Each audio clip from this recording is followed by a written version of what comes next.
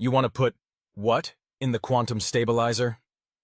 First Science Director Zixtal's optical sensors dilated in what his species considered the equivalent of wide-eyed horror. Just hear me out, Dr. Sarah Chen said, holding up her hands in what she hoped was a universally placating gesture. We've tried everything else to contain the cascade reaction. What's the worst that could happen?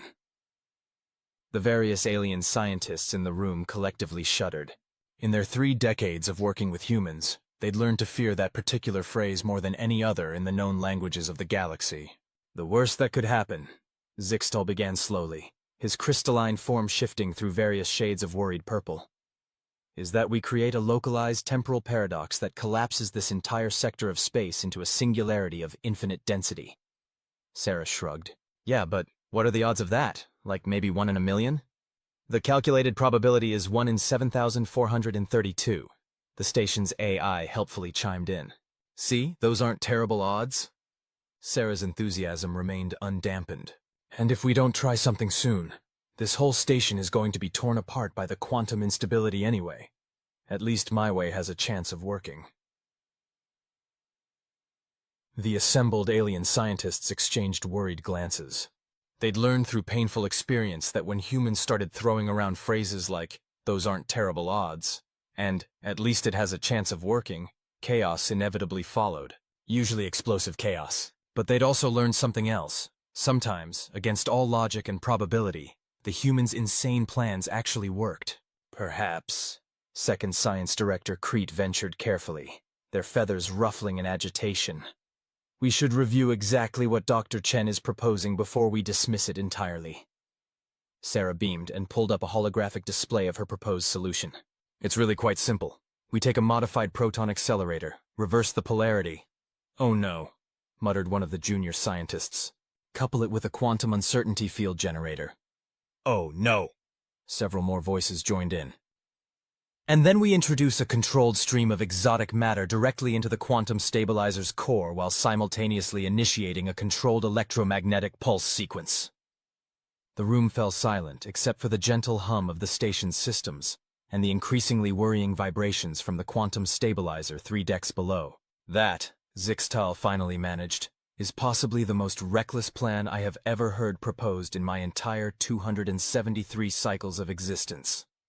Thank you, Sarah said brightly, completely missing or choosing to ignore the horror in his tone. It violates at least 17 different laws of physics, Third Science Director Vinst added, their tentacles writhing in distress. Only 17? I thought it would be more, Sarah mused. Look, I know it sounds crazy. It doesn't just sound crazy, Crete interrupted. It is crazy. By any reasonable scientific standard, it should be completely impossible. Exactly. Sarah's eyes lit up with the particular gleam that every alien scientist had learned to both fear and respect, and that's precisely why it might work. The quantum cascade is causing local physics to break down anyway, so why not use that to our advantage? Fight fire with fire. Because fire plus fire usually equals more fire, Zixtal pointed out reasonably. Unless you make it so much fire that it runs out of oxygen and smothers itself, Sarah countered. That is not how fire works, Vunst said weakly. Maybe not normally, Sarah agreed. But we're way past normal here. The quantum stabilizer is going to breach in less than 40 minutes. We can either try something crazy that might work, or we can stick to conventional physics, and definitely watch this whole station tear itself apart at the quantum level. Your choice. Another violent shudder ran through the station, accompanied by a deep groaning sound that shouldn't have been possible in the vacuum-sealed laboratory. The quantum cascade has accelerated, the AI announced. 32 minutes until critical breach. The alien scientists looked at each other, then at their instruments showing increasingly impossible readings, then at the human who was practically bouncing with barely contained enthusiasm for her physics-defying plan. The humans have a saying, Crete said slowly. Sometimes you have to fight fire with fire. That is because humans are insane, Zixtal replied. But, he paused as the station shook again. Perhaps just this once, insanity is exactly what we need. Sarah's grin widened. Trust me, this is going to be amazing. Well, assuming we don't accidentally create that singularity. But hey, what's life without a little risk? Considerably longer, typically, Vince muttered. But they were already moving to help modify the proton accelerator.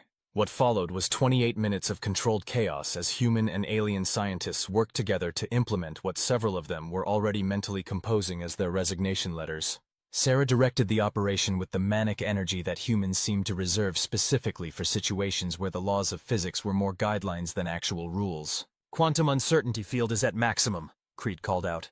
"Proton accelerator recycling at 112% of theoretical maximum capacity," Vinst added. "That's not possible," Zixtal objected. "Tell that to the readings," Sarah shouted back cheerfully. "Exotic matter stream ready for injection. AI, start the electromagnetic pulse sequence on my mark."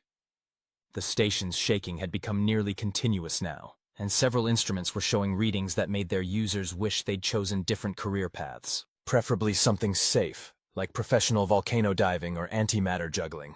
3 minutes until quantum stabilizer breach, the AI announced, its tone as calm as ever. "Perfect. That's plenty of time." Sarah's fingers flew over the controls. "Initiating final sequence, now!"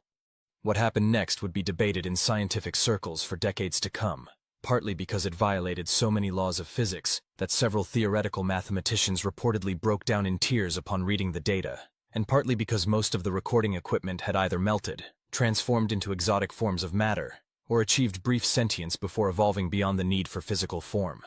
The official report, filed 3 weeks later after everyone had stopped gibbering and the station had mostly stopped randomly shifting through different quantum states, described it as a controlled quantum reformation event, utilizing previously theoretical principles of metastable physical law manipulation. The unofficial report, written by Zixtal after his 4th cup of whatever passed for coffee in his species, simply stated, "The humans broke physics again. It somehow worked. I need a drink." What was clear was that not only had the station survived, but the quantum stabilizer was actually working better than before the incident. Several scientists reported that their experiments were showing results that were suspiciously convenient, leading to theories that they might have accidentally made their section of space slightly more amenable to scientific research. "See?" Sarah said afterward, as they all sat in the station's observation lounge watching the last few quantum disruption effects create interesting patterns in nearby space. "I told you it would work." "You told us it had a 1 in 7,432 chance of working," Zixtal corrected her. "Same thing." Sarah waved her hand dismissively. "The important thing is that we solved the problem and advanced our understanding of quantum mechanics by at least a century. Plus, we only broke physics a little bit, and it mostly fixed itself." "Mostly," Creed agreed, watching as a nearby piece of space briefly turned plaid before returning to normal. "I have updated my protocols," the AI announced suddenly. "In future, when any human uses the phrase, 'What's the worst that could happen?' all non-essential personnel will be automatically evacuated to a safe distance of at least 2 light-years. "That seems a bit excessive," Sarah protested. "I have also added the phrases, 'I have an idea. Trust me. How hard could it be?' and 'hold my beer' to the list of human statements that trigger automatic evacuation protocols," the AI continued serenely. "Now that's just discrimination," Sarah laughed, but she couldn't entirely hide her pride. After all, it wasn't every day that you got an AI to update its safety protocols specifically because of your species' approach to problem solving. The alien scientists, meanwhile, were quietly adding their own new protocol. Never ask a human, "What's the worst that could happen?" Because they would not only tell you, they would then proceed to demonstrate it, probably while grinning and saying something about how the laws of physics were more like guidelines anyway. And somehow, against all logic and probability, they would make it work. Usually. Most of the time. Well, at least often enough that you couldn't completely discount their methods, no matter how much you wanted to. Which was perhaps the most terrifying thing of all. "I've been thinking," Sarah said suddenly, causing everyone in the room to tense. "You know how we accidentally made space more science-friendly in this sector?" "Please stop talking," Zixtal begged. "What if we tried to replicate that effect on a larger scale?" The AI immediately began broadcasting evacuation notices. "What's the worst that could happen?" Sarah asked, grinning. And that was how the great physics optimization project of 2157 began, but that's a story for another day. Assuming, of course, that the universe's tech support hotline ever manages to sort out why quantum mechanics started leaving helpful user notes in the fabric of space-time. Chapter Part 2, The Great Physics Optimization Project. For the record, First Science Director Zixtal announced to the assembled Galactic Science Council, "I want it noted that I advised against this project in the strongest possible terms." "Your objection has been noted," Council President Valkson replied. their bioluminescent patterns flickering with barely contained anxiety, along with the objections of approximately 97% of the scientific community. "So what you're saying is that we have a solid 3% on board?" Dr. Sarah Chen's voice came through the quantum comlink, somehow managing to sound cheerful, even through several layers of encryption and light years of distance. "That's not," Valkson began, but Sarah was already continuing. "Look, the preliminary tests have been incredibly promising. We've managed to optimize physics in 3 different test sectors now, and nothing has exploded. Well, nothing important anyway. And that gas giant that achieved sentience has been surprisingly helpful with our calculations." The council chamber erupted in a cacophony of worried voices, tentacles, appendages, and other sensory organs, expressing various degrees of alarm. "You gave sentience to a gas giant?" someone squeaked. "Not intentionally," Sarah protested. "It was more like physics got so optimized that consciousness just sort of happened. But Jupiter B has been a wonderful colleague, even if they do tend to philosophize a bit too much about the nature of existence." Valkson's bioluminescence had taken on the particular pattern that seasoned council members recognized as their "trying very hard not to panic" display. "Dr. Chen," they said carefully, "are you suggesting that your attempts to optimize the laws of physics have resulted in the spontaneous emergence of planetary consciousness?" "Only once," Sarah said brightly. "The other test sectors just got more efficient physical constants and some really interesting quantum effects. Did you know that if you tune the strong nuclear force just right, you can make atoms that are actually helpful? We've got some protons now that actively try to form stable molecular bonds instead of just bumping around randomly. They're like tiny little matchmakers." The silence in the council chamber was broken only by the sound of someone quietly weeping in the back row. "Dr. Chen," second council member Krathos ventured, "while the potential benefits of optimizing universal constants are intriguing, have you considered the possible dangers of fundamentally altering the nature of reality itself?" "Oh, constantly," Sarah assured them. "That's why we're being super careful. We've got safety protocols and everything. We don't even let interns near the reality manipulation controls anymore. Not since that incident with the quantum probability matrix and the coffee machine." "What incident with the quantum probability matrix and the coffee machine?" several council members asked simultaneously, immediately regretting their curiosity. "It's not important," Sarah waved off the question. "The timeline where it happened got sorted out, and we only lost 3 parallel universes in the process. Very minor cleanup job, barely worth mentioning. The important thing is that we've learned from our mistakes and implemented new safety measures." "Such as?" Valkson prompted, dreading the answer. "Well, for starters, we now have a dedicated team of theoretical physicists, whose only job is to imagine the worst possible outcomes of our experiments. We figure if we can survive what they come up with, we're probably safe for actual testing." "And how many of their scenarios have actually occurred?" Krathos asked. "Only about 15%, Sarah said proudly. "And we've managed to fix most of the resulting anomalies. That singularity that kept trying to teach calculus to passing asteroids finally gave up and went back to normal space-time behavior." The story continues, detailing the increasingly improbable but somehow successful attempts to optimize physics across the galaxy, culminating in a universe that's just a bit more user-friendly than before. Would you like me to continue with more of the actual optimization project's events and consequences? The council meeting continued for several more hours, during which Sarah enthusiastically detailed their plans for galactic-scale physics optimization, occasionally interrupted by the sound of various council members requiring medical attention for stress-related conditions. "And that's why we think we can make entropy more organized," Sarah concluded. "Jupiter B had some fascinating insights about the nature of thermodynamics, and suggested that we might be able to convince energy to disperse in more useful patterns." "You want to reorganize entropy?" Valkson's translator struggled with the concept so much that it briefly achieved sentience just to express its confusion before returning to normal function. "Well, when you say it like that, it sounds crazy," Sarah admitted. "But Jupiter B made some really compelling arguments. Would you like to hear them? They're mostly in the form of complex gravitational wave patterns, but we've developed a translation matrix that only causes minor headaches now." "That won't be necessary," Valkson said quickly. "I believe we have heard enough to make a decision regarding the continuation of the Great Physics Optimization Project." The council members exchanged glances, their various biological and technological communication methods conveying a mix of terror, resignation, and a peculiar form of fascinated. horror that seemed to be uniquely reserved for human scientific endeavors. Given the potential catastrophic risks, Valsin began, and the numerous violations of fundamental universal constants. The universe hasn't complained yet, Sarah interjected. Well, except for that one time when we accidentally made dark matter slightly less dark. But it got over it pretty quickly. And considering the unprecedented nature of these experiments. Unprecedented success rates, you mean? We haven't lost a single galaxy. Well, we misplaced one for a few hours. But we found it again. It had just slipped into a parallel dimension for a bit of a vacation. The Council has decided. The tension in the chamber was palpable. Several species capable of quantum superposition were simultaneously existing in states of both hope and dread. To continue funding the project. The silence that followed was so profound that several quantum physicists later claimed it had achieved negative sound. What?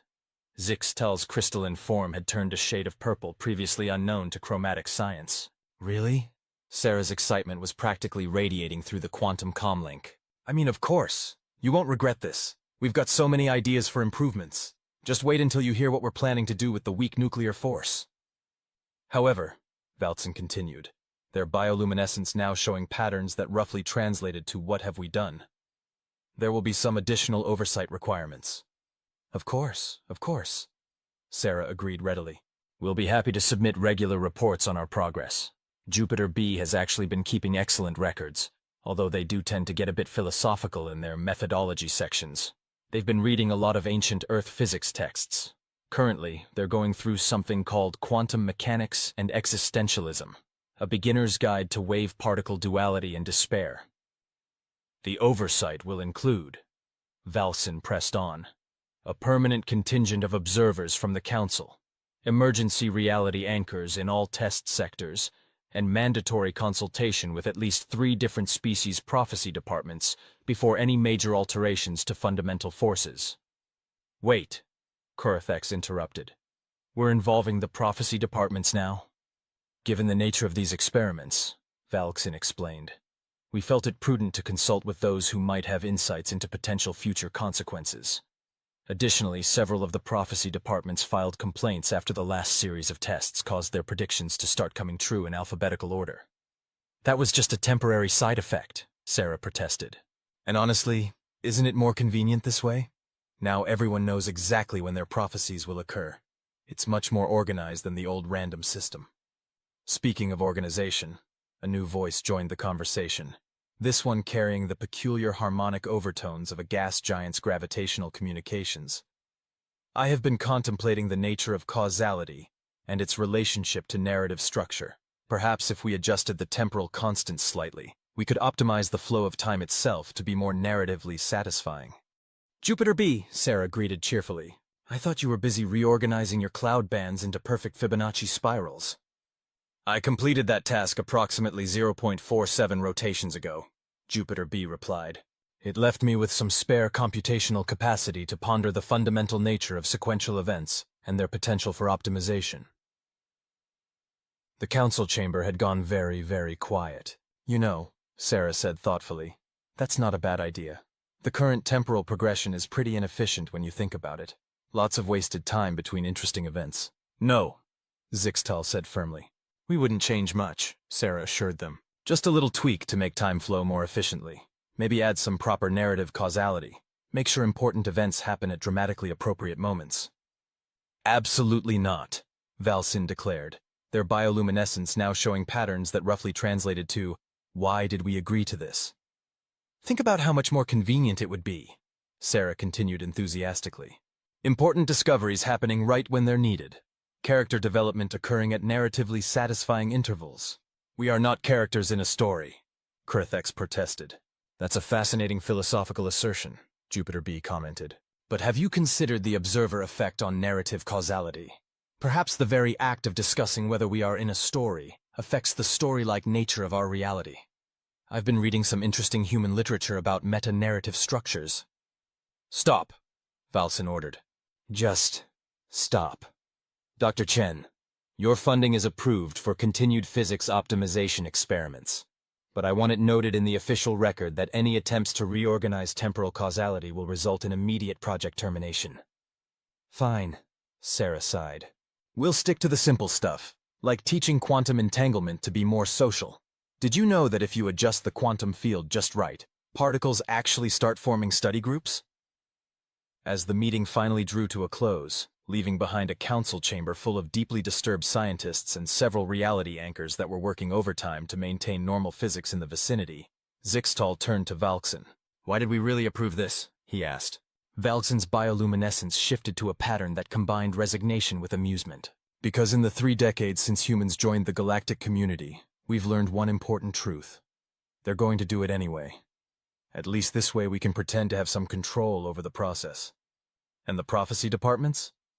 Ah. Valkson's patterns showed a distinct flicker of satisfaction. That was actually their idea. They said if humans are going to break reality, they'd at least like some advance warning about how it's going to break. The experiments begin. Sarah Chen and her team, now accompanied by their council-mandated observers, prepared to attempt their first large-scale optimization. Testing log entry 47, Sarah dictated, while various alien scientists triple-checked their safety protocols. Today we're attempting to optimize the electromagnetic force in Sector 7G. Jupiter B has provided some fascinating calculations, suggesting we can make photons more efficient by teaching them to coordinate their wave-particle duality. I still don't understand how you're planning to teach fundamental forces anything, Observer Nextel commented, their crystalline form showing distinct signs of stress fractures. That's because you're thinking of forces as abstract concepts, Sarah explained patiently. We've found that if you adjust your perspective just right, and possibly violate a few laws of physics, they're more like very simple programs, and like any program they can be optimized. Quantum field fluctuations are approaching optimal levels, one of the human scientists announced. Reality anchors holding steady at 97% efficiency. Excellent! Sarah rubbed her hands together gleefully. Jupiter B, are you ready with the gravitational wavefront calculations? Indeed. The gas giant's harmonics resonated through the communication system. Though I must share an intriguing thought that occurred to me during my last rotation. Have you considered that what we perceive as physical laws might actually be more akin to suggestions? A sort of cosmic social contract that particles generally agree to follow? That's fascinating, JB, but maybe save the metaphysics for after we finish tinkering with electromagnetic forces, Sarah suggested. As you wish, Jupiter B replied, somehow managing to sound both accommodating and slightly disappointed. Though I do have several compelling arguments about the subjective nature of objective reality. Initiating primary sequence, Sarah announced, cutting off what would undoubtedly have been an interesting but extremely lengthy philosophical discourse. Quantum field modulation in 3, 2, 1. What happened next would later be described in scientific papers as a localized reorganization of fundamental forces, though several witnesses preferred the description, reality having a minor anxiety attack. The space within the test sector briefly flickered through several previously unknown colors, before settling into what appeared to be normal space, except for one crucial difference. Are those photons forming orderly cues? Observer Nextel asked, their voice cracking slightly. Sarah checked her instruments, beaming with pride. They absolutely are. Look at how efficiently they're propagating now. No more of that messy wave-particle duality confusion. They're taking turns. Some acting as waves, others as particles, all coordinating perfectly. That's not possible, one of the alien scientists whispered. Oh, lots of things are possible once you convince physics to be more cooperative, Sarah said cheerfully. Watch this. We can actually ask them to demonstrate. She adjusted a few controls, and suddenly the light in the test sector began organizing itself into complex patterns, forming what appeared to be a PowerPoint presentation about its own improved efficiency. Did light just create a slideshow about itself? Nextel asked weakly. Complete with bullet points and transition effects, Sarah confirmed.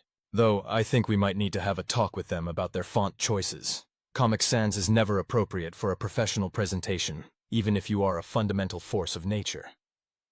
The experiment was deemed a success, despite, or perhaps because of, the fact that light in the test sector now insisted on filling out proper documentation before changing wavelengths. The council observers were forced to admit that, while deeply disturbing, the results showed promise. The photons were indeed propagating more efficiently, and the organized nature of their behavior made them much easier to work with in scientific applications. Encouraged by this success, Sarah and her team moved on to their next project, teaching strong nuclear forces the benefits of proper project management. Think about it, Sarah explained to the increasingly worried Council observation team. Right now, nuclear forces just kind of do their thing whenever they feel like it. But what if we introduce them to concepts like scheduling and resource allocation? Nuclear forces don't need scheduling, Observer Pikatrix protested. They're fundamental aspects of reality. That's quitter talk, Sarah replied. Jupiter B, show them the proposal you worked up. The gas giant proudly displayed a series of gravitational waves that somehow managed to convey a complete project management framework for subatomic particles. It included Gantt charts. I've also taken the liberty of developing a Six Sigma certification program for quarks. Jupiter B added helpfully. I believe with proper training, we can significantly reduce waste in particle interactions. The resulting experiment led to what became known as the Great Proton Productivity Revolution. Atomic nuclei in the test sector began holding regular performance reviews for their constituent particles. Neutrons formed a union. Quarks started implementing lean management principles. Look at these efficiency metrics, Sarah exclaimed, showing off the data to the observation team. We've reduced nuclear decay rates by 27% through better particle resource management alone. That's not... You can't... Observer Nextel gave up trying to form coherent objections and simply stared at the readouts showing a group of atoms organizing a professional development seminar. The project continued to expand, each success leading to more ambitious attempts at optimization. They taught gravity to be more considerate of small objects. They convinced quantum uncertainty to at least give a rough schedule of its fluctuations. They even managed to get dark matter to stop being quite so antisocial, though it still preferred to avoid direct interaction with regular matter. It's not you, the dark matter explained via gravitational waves. It's just that I need my space. But it was their attempt to optimize causality that finally forced the Council to step in again. Not because it didn't work, but because it worked too well. The problem, Valexin explained in an emergency council session, is that cause and effect have become too efficient. Events are now occurring in order of narrative importance rather than temporal sequence. Isn't that more organized, though? Sarah asked over the quantum comm. No more waiting around for plot-relevant developments. Dr. Chen, Valkson said with forced patience. Yesterday I had a dramatic revelation about a crucial scientific breakthrough before I had the problem it was meant to solve. Well, yes, but wasn't that more convenient? This way you were prepared. 3 different species prophecy departments have filed complaints about being made redundant, Valcine continued. They say there's no point in predicting the future if it's going to show up early and organize itself in dramatically appropriate ways. The prophecy departments are just resistant to change, Jupiter B chimed in.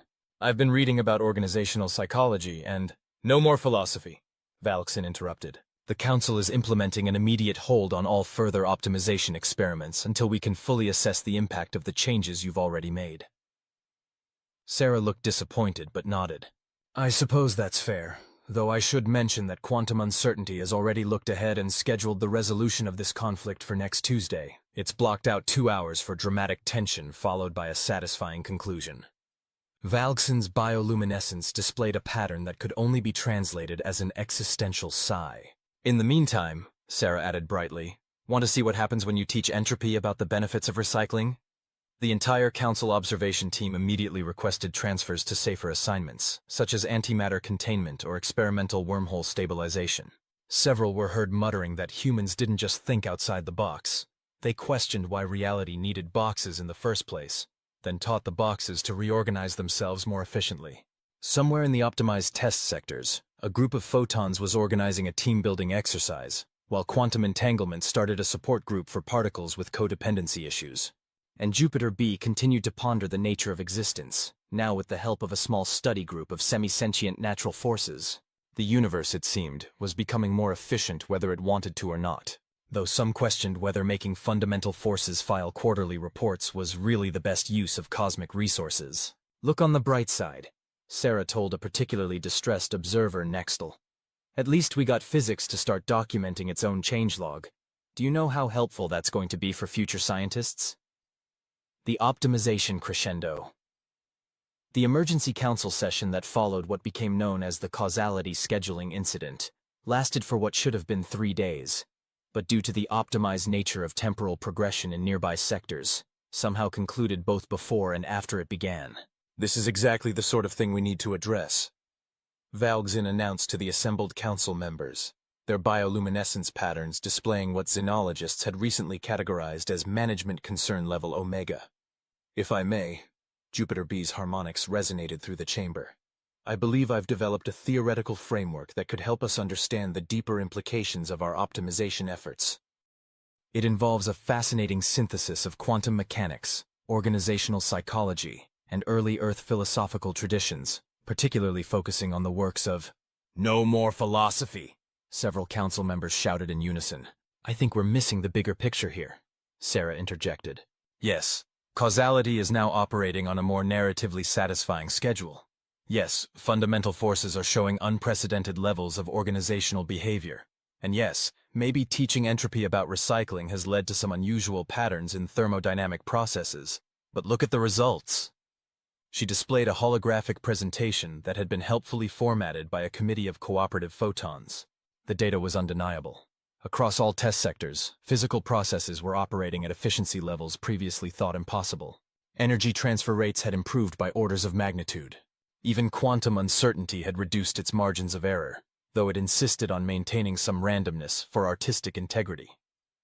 Furthermore, Sarah continued, we've seen unexpected benefits in numerous fields. The optimized nuclear forces have revolutionized fusion reactor design. The more social dark matter has provided insights into galactic structure that we never had access to before. Even the reformed entropy has started suggesting ways to improve energy conservation. That's not how any of this should work, Observer Nextel muttered, but even they had to admit that their own research had progressed remarkably faster since the atomic particles in their test samples started providing helpful documentation.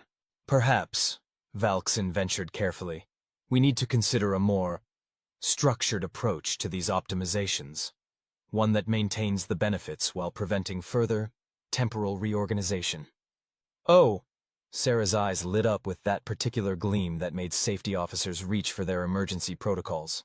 Actually, I've been working on something with Jupiter B that might help with that. We call it the Universal Process Improvement Framework. The council chamber collectively held its breath, which was quite impressive given that several members didn't actually need to breathe. The basic idea, Sarah explained, pulling up another hologram, is to establish a sort of regulatory system for optimized physics. Think of it as a cosmic ISO certification program, but for fundamental forces. I've drafted the initial standards documentation, Jupiter B added proudly. Though I did take some creative liberties with the appendices to include several essays on the phenomenology of standardized processes. The point is, Sarah continued quickly, we can implement a framework that allows for controlled optimization while maintaining certain, let's call them reality consistency parameters. We've already got quantum uncertainty on board. They've agreed to maintain a minimum level of indeterminacy to prevent causality from becoming too predictable. And the other forces? Valkzin asked, their patterns showing cautious interest despite their better judgment. Well, electromagnetic forces have formed a self-regulatory committee, Sarah admitted. They're very passionate about maintaining professional standards. Almost too passionate, really. They've started issuing citations to photons that don't maintain proper wave-particle documentation. The strong nuclear force has also shown remarkable initiative, Jupiter B noted. They've implemented a comprehensive quality control system for particle interactions. Though I do think their performance review metrics for quarks might be a bit stringent. As the presentation continued, even the most skeptical council members had to acknowledge that there might be some merit to this more structured approach. The data was clear. Sectors operating under the new optimization protocols were showing unprecedented levels of stability and efficiency, even if that efficiency sometimes involved subatomic particles filing progress reports. Very well, Valkzin finally declared. The Council will approve the implementation of the Universal Process Improvement Framework under the following conditions. The Chamber's reality anchors worked overtime to maintain normal physics as Valkzin listed their terms. 1. All future optimizations must be approved by a committee that includes representatives from at least 3 different species physics departments, 2 prophecy divisions, and at least 1 professional ethicist. 2. Temporal causality must maintain a minimum level of linear progression, regardless of narrative convenience. 3. Fundamental forces are required to provide at least 2 weeks' notice before implementing any major procedural changes. 4. Jupiter B's philosophical treatises are to be reviewed by a dedicated team of xenopsychologists before being shared with any other sentient astronomical bodies. 5. Dark matter is allowed to maintain its personal space but must attend at least one social interaction per cosmic cycle. These terms are acceptable, Sarah agreed, perhaps a bit too quickly. Though I should mention that the framework implementation timeline has already been optimized by cooperative chronons. They're very excited about the project. Apparently, they've never been part of a properly organized temporal workflow before. The results of the Universal Process Improvement Framework exceeded even Sarah's optimistic expectations. Within months, or possibly years, temporal measurements had become somewhat subjective in optimized sectors. The new protocols had led to a renaissance in physics research across the galaxy. Laboratories reported unprecedented success rates in their experiments, aided by helpful suggestions from their now cooperative fundamental forces. Energy efficiency skyrocketed as entropy began implementing its recycling initiatives. Even the notorious quantum tunnel effect became more reliable, though it did insist on maintaining proper safety signage at all endpoints. That, Zixtal replied, his crystalline form showing a complex mix of resignation and amazement, might be the most terrifying thing any human has ever said. And considering your species' history, that's quite an achievement. Meanwhile, in his orbit around an optimized star, Jupiter B continued his philosophical contemplation of existence, now with the added perspective of having helped reorganize it. He had recently started a book club for gas giants, though their discussions frequently got sidetracked by debates about the proper rotation speed for optimal cognitive function. The universe, it seemed, had finally learned to embrace process improvement, though some particles still grumbled about all the paperwork. To be continued,